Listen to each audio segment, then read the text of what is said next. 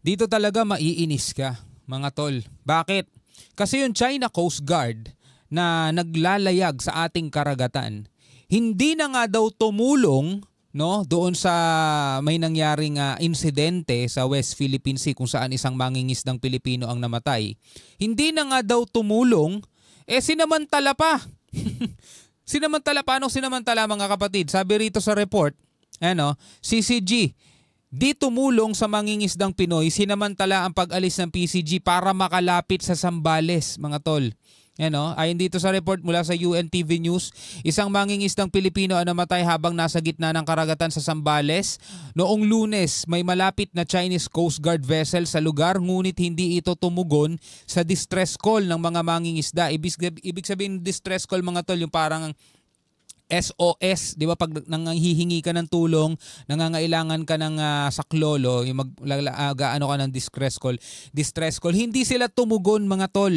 Hindi sila tumulong doon. Chinese Coast Guard, siyempre sasabihin natin, hindi naman kasi sila Philippine Coast Guard pero ang Coast Guard, mga tol, Coast Guard, hindi dapat namimili ng lahi yan.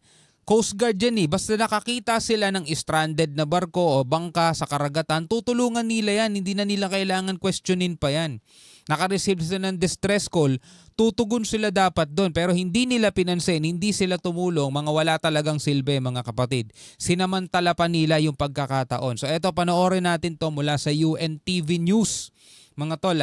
Sabi ko nga dati, mga kapatid, di ba, yung ipapagawang shelter dapat ng Pilipinas dito sa Ayungin Shoal. Sabi nung gano'n ng isang senator, mga tol, etong shelter na to ay hindi lang daw para sa mga Pilipino. Ito'y para sa lahat ng lahi na kung sino man ang maligaw, for example, abutan ng bagyo sa karagatan, pwedeng magkuble doon sa shelter na yon, di ba? So dapat gano'n Dapat ganun, mga tol. Pero itong China Coast Guard, wala talagang silbi to. Panoorin natin to, mga tol.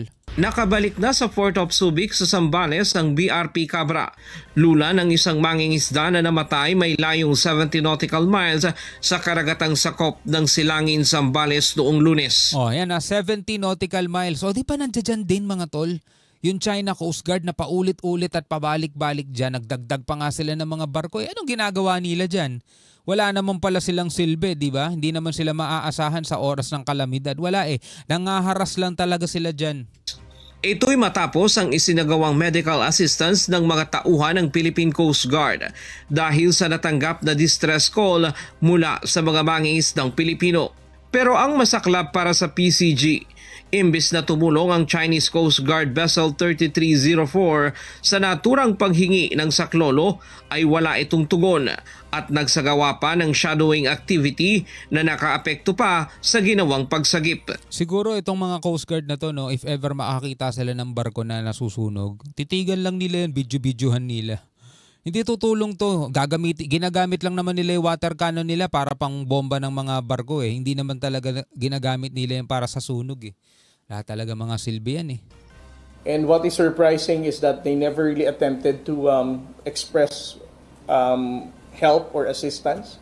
Ang ginawa pa nga nila, they still shadowed the Filipino fishing boat and Coast Guard vessel, which made it very hard for the Filipino fishing boat to maneuver to get near to our Coast Guard vessel, BRP Cabra. Ayon kay PCG spokesperson for the West Philippine Sea, Commodore J. Tariela, kasabay naman ng pag-alis ng BRP Cabra ay sinamantala rin umano ng Chinese Coast Guard na makalapit sa Zambales. When BRP Cabra decided to carry out medical assistance sa Filipino fishermen, this China Coast Guard vessel took advantage of that opportunity na walang lumayo ang BRP Cabra. And then eventually, this is the objective of BRP Teresa Magbanwa to ensure na i-push back siya ulit palayo. So buti na lang dumating yung BRP Teresa Magbanwa. Ito yung sinasabi natin, kulang kasi talaga tayo sa barko. 'di ba? Kung mas marami sana tayong barko, 'di ba? Yung may maliit tayo tapos may malalaki. Ito yung mabilis na makakaresponde pero walang aalis sa posisyon at babantayan pa rin yung mga hinayupak na barko ng ibang bansa na nanamantala. O 'di ba nung papaalis na yung BRP Cabra para ihatid yung mangingisdang Pilipino sa Pantalan o kung sa Dalampasigan, 'di ba? Sinamantala yan ng China Coast Guard at lumalapit ngayon sila sa ating Dalampasigan, 'di ba?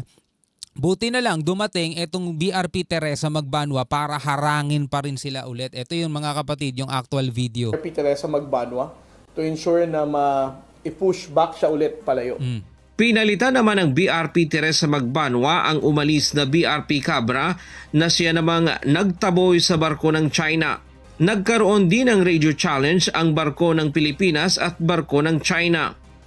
To China Coast Guard Vessel 3304. Painggan nyo mabuti mga tol yung sasabihin ng PCG.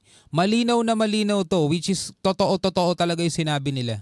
This is Philippine Coast Guard Vessel BRP Teresa Magbanwa MRRV 9701 in accordance with Republic Act 12064. Yan, unang-una sinasabi niya yung batas ng Pilipinas. The Philippine Maritime Zones Act, the United Nations Convention of the Law of the Sea, of which you are a signatory state. Which you are a signatory state. Ng UNCLOS, United Nations Convention of the Law of the Sea, which you are a signatory state. Diba? Sabing gano'n, nakapirma kayo dyan. Isa kayo sa mga nakapirma dyan na dapat nagko-comply kayo. Kasi ang UNCLOS mga tol ang nagsasabi na ang Pilipinas ay may 200 nautical miles exclusive economic zone, which is hindi kinikilala o nilalabag ng China. Kasi nga nandirito sila sa loob ng exclusive economic zone natin eh. So etong Philippine Coast Guard natin, nire-remind sila under ng Philippine laws at saka ng UNCLOS, nire-remind sila mga kapatid. And the 2016 Arbitral Award.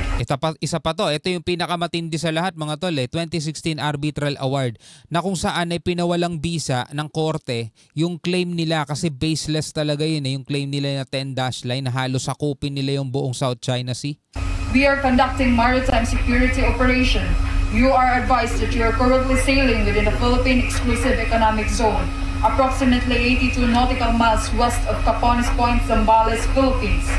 You do not possess any legal authority to patrol within the Philippine Exclusive Economic Zone. You are directed to depart immediately and notify us of your intentions. Your illegal activity will be reported to higher authorities. Over.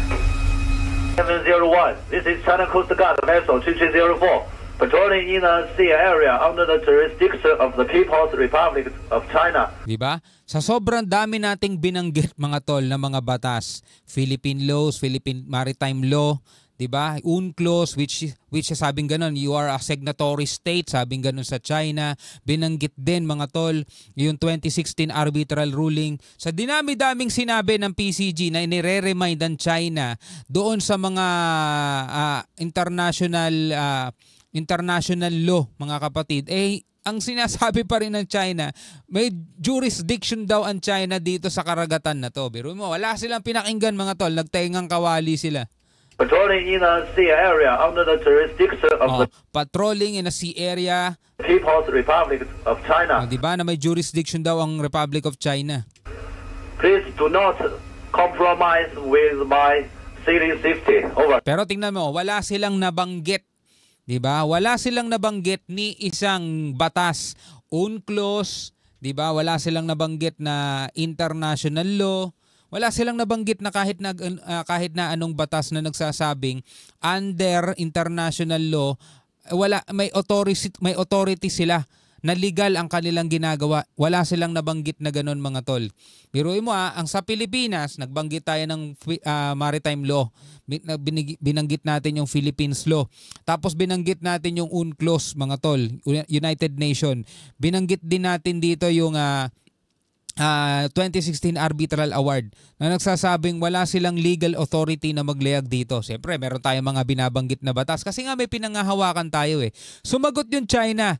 Ang sabi niya, yung naglalakbay daw sila o naglalayag daw sila sa karagatan na nasasakop ng China. Tanong, may nabanggit sila kahit anong batas? Wala, kasi wala naman talaga. Tigas lang ng mukha meron sila. But in reality, the reason why they don't want our Coast Guard vessel to get close sa kanilang distance is because it prevents them to move near our coast, and we are actually pushing them away from our coastline. Ryan Lacan. Diba? Tigas lang talaga ng mukha, meron sila, kapal lang ng mukha. Kasi nungalingan lang meron sila. Diba? Ang dami nating batas na binanggit.